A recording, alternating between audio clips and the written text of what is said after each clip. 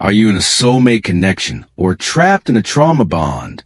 This 10-minute video explores the difference using Carl Jung's psychological insights, offering actionable advice and thought-provoking questions to guide your self-discovery.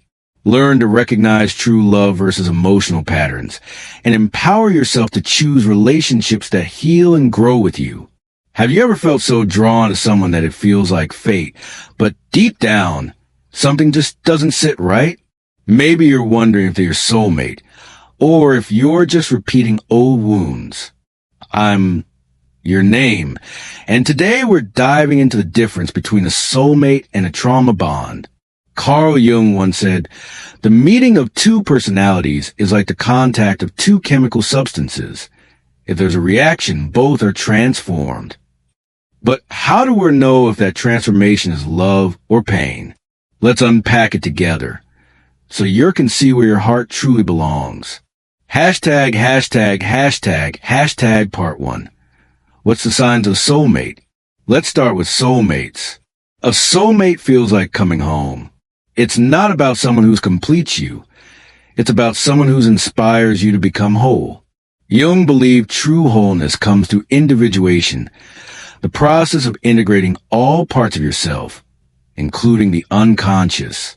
A soulmate supports that journey. They're a mirror, reflecting your light, but also gently showing you your shadows, those hidden parts of yourself you might shy away from. Think about this. Does your partner encourage you to explore who you are? Do they celebrate your growth, even when it's messy? A soulmate connection feels expansive, like there's space for both of you to evolve. For example, I had a client, Lisa, called who met someone who's made her love for poetry come alive again. Her partner would sit with her, listening to her words without judgment, and that safety helped her rediscover her creative voice. That's the soulmate energy. It's about mutual growth. Take a moment. Pause. What's one thing your partner does that makes your feeling truly seen? Hold on to that feeling. It's a clue to what real connection feels like. Hashtag part 2. What's a trauma bond? Now, let's talk about trauma bonds. These are different. They're intense, magnetic, but often chaotic. Jung would say trauma bonds pull us into our shadow, the unconscious parts of ourselves we haven't healed. A trauma bond forms when two people's unhealed wounds latch onto each other, creating a cycle of highs and lows that feels like love, but is really pain in disguise. Here's a red flag. Trauma bonds often feel like an addiction. You're chasing the good moments, but they're fleeting and you're left feeling drained. For example, think of Alex, who stayed in a relationship where fights were constant, but the apologies felt so passionate. He kept thinking, this must be love because it's so intense. But intensity isn't intimacy. Jung taught us that the unconscious speaks through emotions. Those cycles of pain are your shadow asking to be healed. Pause for a second. Ask yourself, are you holding on to someone because they feel familiar or because they truly lift you up? That familiarity might be your past, not your future. Hashtag part 3. How to tell the difference. So how do we know? Let's break it down with Jung's wisdom. First, look at your shadow. Jung said, until you make the unconscious conscious, it will direct your life and you'll call it fate. Trauma bonds thrive in the unconscious. Old wounds like abandonment or rejection keep you stuck. A soulmate, though, helps you face those wounds with love. Here's a practical step. Journal about your relationship. Write down how you feel after spending time with this person. Are you energized or depleted? Do you feel safe to be yourself? Or are you walking on eggshells? Your emotions are your unconscious talking. Another clue is freedom. Soulmates give your space to grow. Trauma bonds feel like chains. I once worked with someone who realized their partner got jealous every time they pursued a hobby.